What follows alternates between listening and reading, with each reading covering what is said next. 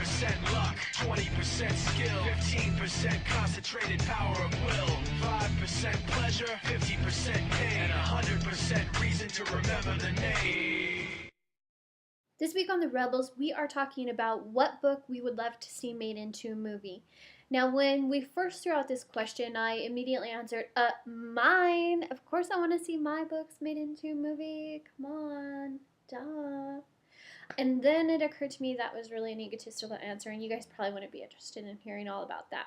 So, I'm picking another book to talk about, and this book is The Eyre by Jasper Fforde. If you haven't read it, immediately stop watching this vlog and go get a copy of it. It is a phenomenal book. It's hilarious. It has so many literary jokes in it that you don't even catch them all on the first pass through it. You have to read it 3 or 4 times to catch everything. It's that funny.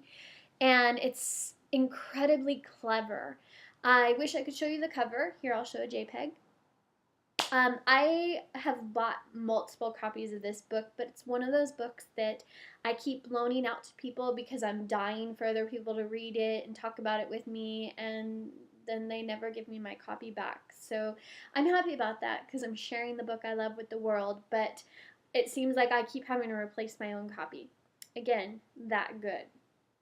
But right now I only have the sequel, which is Lost in a Good Book, and there are multiple sequels to this book. So let me get into talking about it. The book is about an alternative reality in which England and Imperial Russia have been fighting in the Crimean War for like 100 years.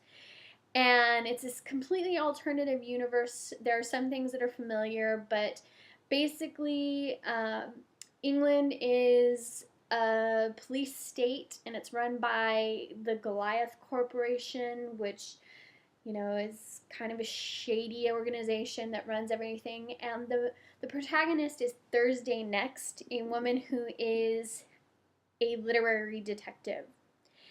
And one of the main catalysts is her uncle invents this machine, a prose portal, that allows people to go inside of books. But the problem is that when a person goes into the original copy of the text, which by the way is kept in the library manned by the Cheshire Cat, if they change anything in that original work, it changes all copies of the books across the world. So it's really an awful thing for people to go in and make changes to this really great work of literature, because then suddenly you can make something that is crappy.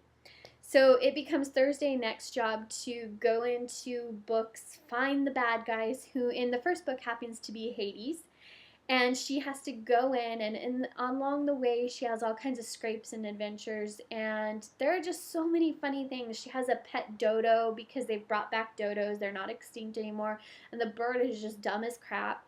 There are literally, in Lost in a Good Book, the sequel, because it is a series,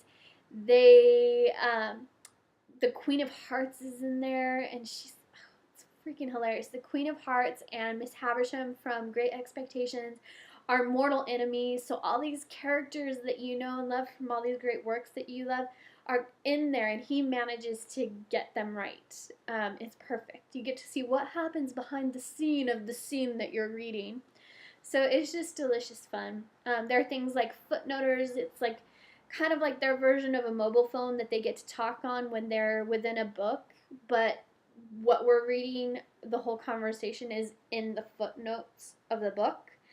Again, just so much fun. I highly recommend you go out and get it. But what I would equate these to is the equivalent of reading a Tim Burton movie. That's what they're like. They're so crazy and inventive and original and out there and just imaginative and colorful that there's nothing else like it. There is no other Jasper Fforde book. What he writes is just so wholly original that he would never get accused of stealing somebody's work. So anyways, I just want to throw that out there. That would be the book that I want to see made into a movie. So, done. One take. That's right. I'm going to go take a bunch of medicine and get rid of this headache. Night, guys. Bye.